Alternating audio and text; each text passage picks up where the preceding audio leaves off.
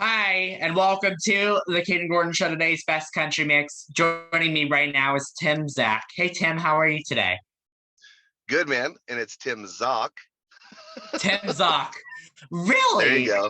Yeah. Okay, I interesting. I like but that. I've never heard it. I've never heard it like that. So pretty cool. yeah, I get that a lot. But yeah, it's spelled like Zach, but pronounced Zock. Got it. Got it. So, first and foremost, how you doing today? Good, man. Beautiful day in That's good to Nebraska. hear. Nice. So kind of tell us a little bit about yourself and how you got into music. I started my career when I was 30 years old, as far as playing live and that kind of thing. And I've always kind of been interested in music. I've always been a music guy, but um, really didn't start my career until I was 30. I moved to Nebraska from northern Wisconsin when I was about 22. And when I moved down here, a lot of the local clubs and bars and things were having karaoke, and that was kind of the whole karaoke boom era. And I was a little nervous to sing in front of people, and so for several months I would go and watch other people sing, and then finally one time I got the nerve to get up there and try and sing, and people seemed to enjoy it. And then some friends of mine and some other folks that would come and see me sing at karaoke bars and things like that was like, what are you wasting your time doing karaoke for? Uh, Hmm. you should have your own band, and you should really pursue it if you have a love for it. So I did that. I met some guys that I knew around the area that play guitar and drums and bass, and we kind of started it out as this just thinking we were going to go play a few shows here and there, and if we get some friends to come and listen to our terrible music for a little while, it'd be Hmm. cool. Hmm. So yeah, and then in God, it was 2009, I believe. I sent an audition tape in, and I tried out for what's called the Colgate Country Showdown. It was, now I think it's just called the Country Showdown, but Colgate was the sponsor back then. And it was basically the Colgate. If you're not familiar with it, the Colgate Country Showdown is basically the radio version of American Idol before there was American Idol. So these radio stations would put these local events on, and then they'd pick a winner, and then they'd send them to the state level. And then Hmm. if you won the state level, then you went to a regional level, and then after the regional, the the grand finale, so to speak, was always held at the Ryman Auditorium in Nashville and was televised. I think it was hosted by Leanne Rimes or something the year I was there. But I made it all the way to the Southwest Regional Final, which was held in Albuquerque, New Mexico. And I didn't get any further than that in the competition. They picked someone else, and they went on to do the Ryman thing. But really kind of gave me, and at that point, I wasn't a guitar player. I didn't know the first thing about playing guitar. I was just a singer. Um, so it really kind of gave me some legs locally, that, so like when I went to go book shows, had some credibility that, I had a little bit of talent that I could offer to play shows and whatnot. And that's kind of how it all started. That's amazing. I love that. I did not know there was a radio station that did kind of like an American Idol. That is so neat. I Yeah, like that. it's a nationwide thing, and like basically these different local radio stations all over the United States would agree to be the radio host for that particular market. So that's kind of how it started. Hmm. Do you have someone or something that inspired you to start doing music, Tim? um when I was a kid, um growing up, my dad was a big Alabama fan, and just I got exposed to country music very early. And like most kids, uh when you're little, 5, 6, 7 years old, you like to be exactly like your dad, and you tend to Hmm. Hmm. uh you know get your tendencies and things from from your parents, your dad, or whatever. So I really liked country music because that's what we listened to in the truck. You know, I mean, he had a cassette tape of Alabama, and we'd listen to that on repeat, and him and I would sing along to the radio. You know, I remember it like it was yesterday. And then as I got older, you know, you tend to want to be everything different than your dad. So then I was into, you know, hip hop music and, you know, Snoop Dogg and Dr. Dre and rock. I mean, I still liked the country music side, but, you know, I was rebellious at that point, I guess you would say.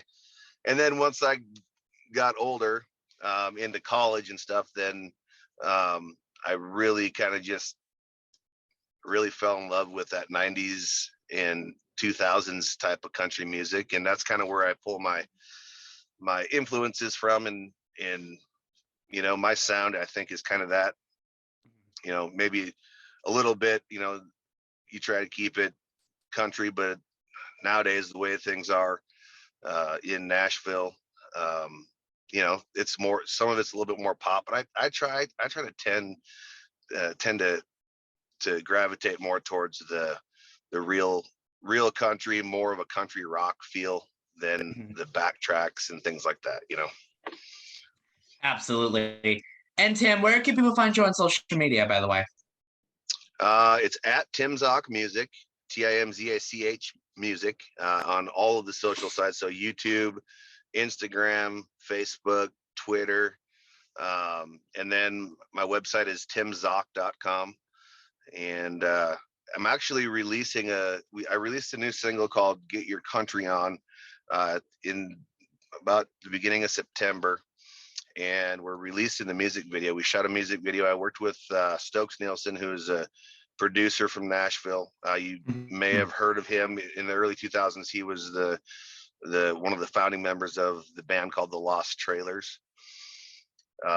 So they had a big hit called Hollerback. But anyways, so I've known him for years. I did my original self-titled EP, which has the song I wrote about my granddad called Like Him, back in 2014. And then when my band and I kind of went separate ways at the end of this last summer, I got in touch with Stokes, and we went in the studio and I recorded 6 new songs. And so Friday at 8:30 a.m. Central Standard Time, the video for Get Your Country On will be released on my YouTube page. And then, you know, there's some radio stations in the area that are supporting and helping promote it. So I'm very blessed. Where do you see yourself in the next 5 to 10 years? Playing music somewhere. Yeah, so, absolutely.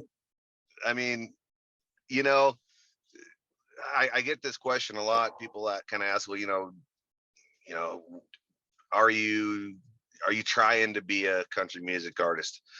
To me, that's about the most disrespectful thing someone can ask me, because I'm not trying to do anything. I'm not trying to be a country music artist. As a matter of fact, I am a country music artist.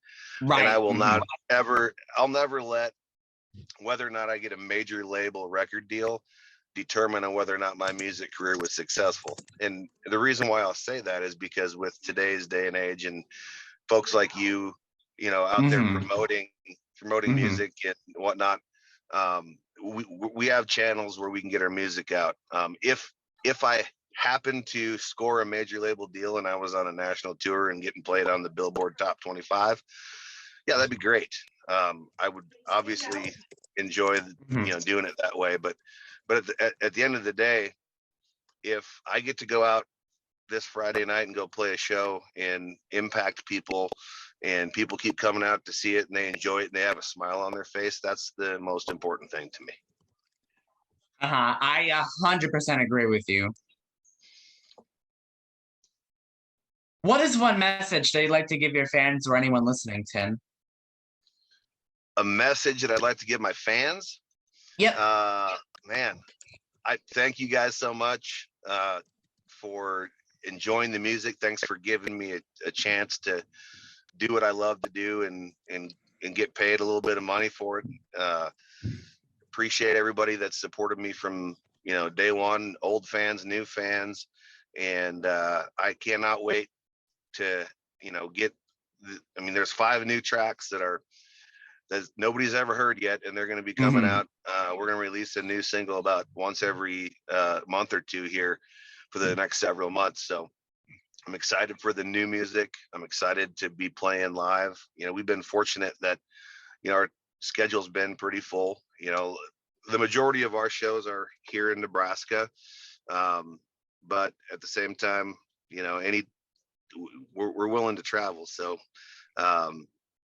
when that time comes, we'll be getting out. We kind of do the Midwest, Iowa, Nebraska, Colorado, Kansas. I'm doing a tour. I'm heading to Wisconsin actually with my buddy Dylan Bloom. Him and I are doing an acoustic tour. It's called the Buddies and Beers Tour, and it's just him and I with acoustic guitars. And we're gonna go play a couple, small places up in northern Wisconsin for the opening weekend of deer season, which is always a fun time.